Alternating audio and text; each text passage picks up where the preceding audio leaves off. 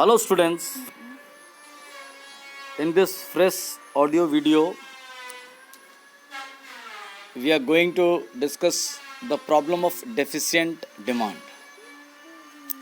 Demand का मतलब मांग होता है, डेफिशिएंट का मतलब कम, मतलब इकोनॉमी में जितना डिमांड होना चाहिए एग्रीगेट डिमांड, अगर उससे कम डिमांड हो इट मीन्स सप्लाई ज़्यादा है, तो जितना से डिमांड कम हो उस सिचुएशंस को डेफिशिएंट डिमांड कहा जाता है. तो लिख रहा है क्या, deficient demand means deficiency of AD, means aggregate demand अगर सपोज कीजिए 1 लाख ट्रिलियन डॉलर होनी चाहिए तो वो 1 लाख ट्रिलियन डॉलर से कुछ कम है. हो सकता है वो 87,000 ट्रिलियन डॉलर हो सकता है वो 92,000 ट्रिलियन डॉलर हो, लेकिन एग्जैक्टली 1 लाख ट्रिलियन डॉलर नहीं है. डेफिशिएंट डिमांड मीन्स डेफिशिएंसी मतलब कमी of AD aggregate demand. Demand is said to be deficient when it is lower than what is required for the fuller utilization of resources. मतलब जितना सारे संसाधन को प्रयोग करने के लिए जो एग्रीगेट डिमांड होना चाहिए उससे अगर थोड़ा कम रह जाए, जैसे मैं क्या बोला कि अगर 1 ट्रिलियन डॉलर का 1 लाख ट्रिलियन डॉलर का अगर एग्रीगेट डिमांड होता तो वो परफेक्ट डिमांड होता, बट वो 87,000 ट्रिलियन डॉलर का ही अगर एग्रीगेट डिमांड है या 92,000 ट्रिलियन डॉलर का ही एग्रीगेट डिमांड है या 94,000 ट्रिलियन डॉलर का एग्रीगेट डिमांड है, तो वो बीच का जो गैप है वो डेफिशिएंट डिमांड है. और AD is deficient when it does not permit fuller utilisation of production capacity, या फिर डेफिशिएंट उस समय हो जाती है इकोनॉमी जब कुछ ऐसी परिस्थिति बन जाती है जिसके कारण इकोनॉमी अपने सारे रिसोर्सेज को, अपने फुल प्रोडक्शन कैपेसिटी को यूटिलाइज नहीं कर पाती है. फिर लिखा और AD is deficient when there is excess capacity in the economy, यानी इकोनॉमी अभी और फुल कैपेसिटी में प्रोडक्शन कर रही सकती है लेकिन वो उससे कम कैपेसिटी में काम कर रही है, अंडर यूटिलाइज कर रही है अपने आप को. अकॉर्डिंग टू किन्स महोदय ने क्या कहा है, AD is deficient when it is less than AS. अगर एग्रीगेट सप्लाई से एडी कम हो जाए तो जितना से कम है उसको कहा जाता है डेफिशिएंट डिमांड.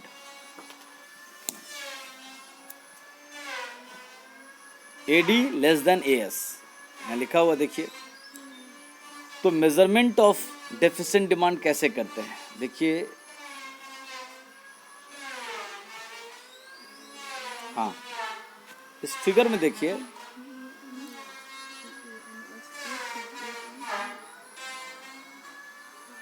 एक है एडी, आप देख लो इस ग्राफ को देखो, ये एक्स एक्सिस है और ये वाई एक्सिस है. इसमें आप देख रहे हो ओरिजिन से 45 डिग्री लाइन पे जो ग्राफ बना हुआ है जो थोड़ा पर्पल कलर में है वो आपका एग्रीगेट सप्लाई या वाई इनकम का ग्राफ है. अब इसमें देखिए एग्रीगेट डिमांड के 2 ग्राफ आप देख रहे हो. एक देख रहे हो जो वाई एक्सिस के पॉइंट बी से स्टार्ट हो रहा है और ये एडीपी नाम दिया गया है, और उसके ऊपर एक और एग्रीगेट डिमांड देख रहे हो जो जी से स्टार्ट हो रहा वाई एक्सिस पे और इधर एडीएफ लिखा हुआ फुल एम्प्लॉयमेंट एडी. मतलब ये कहना चाह रहा है कि अगर जो हम लोग सप्लाई के हिसाब से जो अपना प्लानिंग करके जो एग्रीगेट डिमांड मार्केट में होने वाला है वो उसके हिसाब से इकोनॉमी में एग्रीगेट डिमांड एडीपी ग्राफ के द्वारा दिखाया जा रहा है. और ऐसा अगर होगा तो इकोनॉमी अंडर यूटिलाइज काम कर रही है, क्योंकि जो फुल एम्प्लॉयमेंट, अगर इकोनॉमी अपने फुल कैपेसिटी में काम करे, अपने सारे रिसोर्सेज को यूटिलाइज करे इनकम और एग्रीगेट सप्लाई के हिसाब से, तो तब इकोनॉमी का जो एग्रीगेट डिमांड होता वो जीई होता. जीई माने वाई एक्सिस को ई पे, सॉरी एग्रीगेट सप्लाई कर्व को ई पॉइंट पे कट कर रहा है और इस ग्राफ का नाम एडीएफ है. तो ये जो एडीएफ और एडीपी के बीच में, ई और एफ के बीच में ये जो परपेंडिकुलर लाइन है, ये जो बीच का गैप है वो डेफिशिएंट डिमांड को दर्शा रहा है. क्यों? क्योंकि प्लैनेट डिमांड जो है वो फुल डिमांड से कम है. तो प्रोजेक्टेड डिमांड, जो प्रोजेक्टेड एग्रीगेट डिमांड है, अगर वो प्लैनेट एग्रीगेट डिमांड जो फुल रिसोर्स यूटिलाइजेशन के हिसाब से जो होना चाहिए था उससे अगर कम हो तो वो बीच का जो डिफरेंस है वो कर्ली ब्रैकेट के द्वारा दिखाया गया है डेफिशिएंट डिमांड. इसको मैं आपको खुद से भी ग्राफ बना के दिखाऊंगा. पहले देख लेते हैं कि काउजेस क्या है डेफिशिएंट डिमांड के, क्यों होता है। इकोनॉमी में जितना फुल डिमांड होना चाहिए एग्रीगेट डिमांड, उससे कम ही क्यों प्लानेट एग्रीगेट डिमांड रखा जाता है, कारण क्या होता है।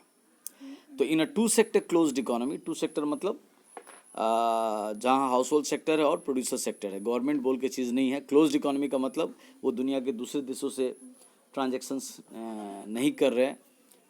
एक बार रिवीजन कर लीजिए आप। दूसरे देशों से ट्रांजैक्शन नहीं कर, अपने में ही सेल्फ डिपेंडेंट है।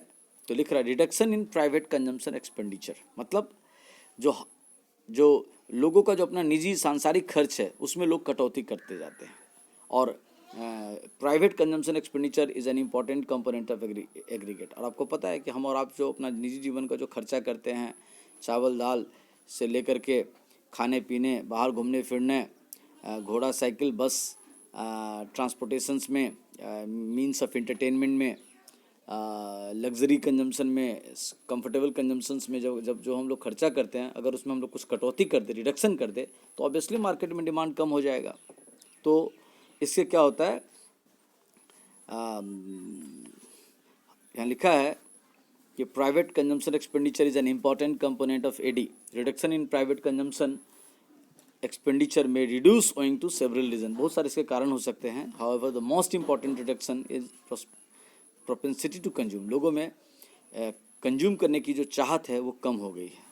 एक तरह से कह सकते हैं कि अब लोग अपने बढ़े हुए इनकम का सारा पैसा खर्चा करने में, या खर्च धीरे धीरे आमदनी का ज़्यादा हिस्सा बचाने में अब उनका दिमाग ज़्यादा जा रहा है। तो ऐसे समय में होता है reduction in private investment expenditure. हाँ, और लोग जो सेविंग करके पैसा अपने पास रखे हुए हैं वो इन्वेस्ट भी नहीं करना चाह रहे। क्यों नहीं इन्वेस्ट करना चाह रहे? क्योंकि इन्वेस्ट करने के सभी बिजनेस में प्राय मंदी पड़ा हुआ है। तो अगर बिजनेस में मंदी पड़ा हुआ है तो वो लोग बिजनेस करने का भी रिस्क नहीं ले रहे, बिजनेस में इन्वेस्ट करने की भी नहीं कर रहे। क्या कर रहे? पैसा को अपने पास सेविंग्स के रूप में रख रहे हैं। तो इन्वेस्टमेंट एक्सपेंडिचर्स अगर नहीं होगा तो इन्वेस्टमेंट एक्सपेंडिचर से क्या होता है, न्यू इनकम जनरेशन होता है, फैक्टर्स ऑफ प्रोडक्शन को इनकम जाता है एक्सक्यूज मी, और उस बढ़े हुए इनकम से लोग फिर मार्केट में डिमांड करते हैं। लेकिन नहीं, इन्वेस्टमेंट एक्सपेंडिचर्स कम हो जाएगा, ये एक कारण हो सकता है डेफिशिएंट डिमांड का। यहाँ नीचे में लिखा है it has happened in all market economies of the world in the year 2015-16 में पूरी दुनिया के इकोनॉमी में ऐसा आया था कि इन्वेस्टमेंट एक्सपेंडिचर्स कम होने लगा था। तो ये हम लोगों ने रिडक्शंस इन इन्वेस्टमेंट एक्सपेंडिचर देखा। नेक्स्ट पेज में चलते हैं। फिर है रिडक्शन इन गवर्नमेंट एक्सपेंडिचर्स। ये तो तभी होगा जब क्या कहते हैं, फोर्थ सेक्टर इकोनॉमी हो। फोर्थ सेक्टर मतलब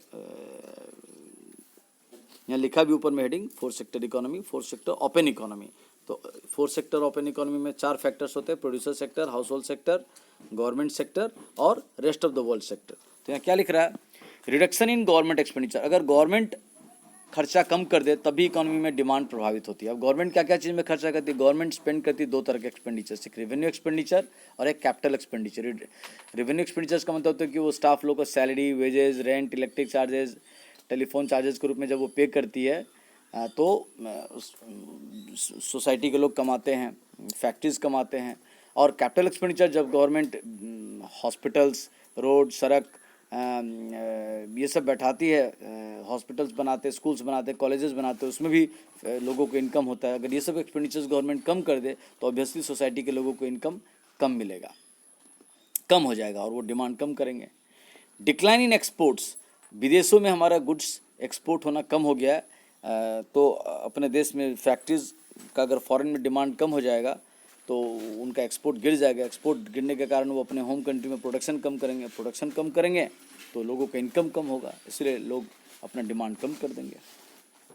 राइज इन इम्पोर्ट्स, और हमारा देश दूसरे देशों से इम्पोर्ट ज़्यादा अगर करने लगे, दूसरे देशों से इम्पोर्ट ज़्यादा करने से क्या होता है, अपने देश का करेंसी ज़्यादा विदेशों में चला जाता है। यहाँ लिख रहा है imports are a negative component of AD. Aggregate demand में नेगेटिव रोल प्ले करता है import. Rise in import leads to a fall in AD. जितना हम विदेशों से एग्रीगेट डिमांड बढ़ाएंगे, इम्पोर्ट करेंगे, तो अपने देश के इकोनॉमी में होम प्रोडक्शन गुड्स का डिमांड हम लोग कम कर रहे हैं। इंक्रीज इन टैक्स रेट्स, हाँ एग्रीगेट डिमांड कम होने का एक और कारण होता है कि अगर गवर्नमेंट बहुत सारे प्रोडक्ट पे टैक्स बढ़ा दे, टैरिफ रेट बढ़ा दे, तो चीज़ें महंगी हो जाएगी। यहाँ लिखा है increase in tax rates leaves lesser disposable income with the people, it reduces their capacity to spend. दो तरह के, यानी डायरेक्ट टैक्सेस भी अगर बढ़ा दे, इनकम टैक्स अगर बढ़ा दे तो लोगों का आमदनी का ज़्यादा हिस्सा गवर्नमेंट के पास टैक्स के रूप में चला गया, और अगर इनडायरेक्ट टैक्सेस गवर्नमेंट बढ़ाएगी तो प्रोडक्ट्स महंगे हो जाएंगे, तो भी जो कमज़ोर तबका है सोसाइटी का वो उसको कंज्यूम नहीं कर पाएगी, तो ऑब्वियसली इकोनॉमी का डिमांड कम हो जाएगा। तो ये हम लोगों ने कॉजेज़ पढ़ा कि क्या कहते हैं उसको, इकोनॉमी में डेफिसिएंट डिमांड के क्या क्या कारण हो सकते हैं। फोर्थ सेक्टर इकोनॉमी में 4 कारण पढ़े, रिडक्शन इन गवर्नमेंट एक्सपेंडिचर्स, दूसरा पढ़े डिक्लाइन इन एक्सपोर्ट्स, तीसरा पढ़े राइज इन इम्पोर्ट्स, चौथा पढ़े इंक्रीज इन टैक्स रेट्स। और अगर 2 सेक्टर इकोनॉमी रहेगा तो उसमें हम लोग पढ़े थे कि reduction in private consumption expenditure and reduction in private investment expenditures. ये कॉजेज है ऑफ डेफिशिएंट एग्रीगेट डिमांड। तो अब हमको थोड़ा और हल्का चर्चा कर लेते हैं कि क्या कॉन्सिक्वेंसेस होता है अगर एग्रीगेट डिमांड कम हो जाए। तो अच्छा, इसको अलग से समझेंगे, इसमें इतना ही तक आप लोग समझिए। Thank you.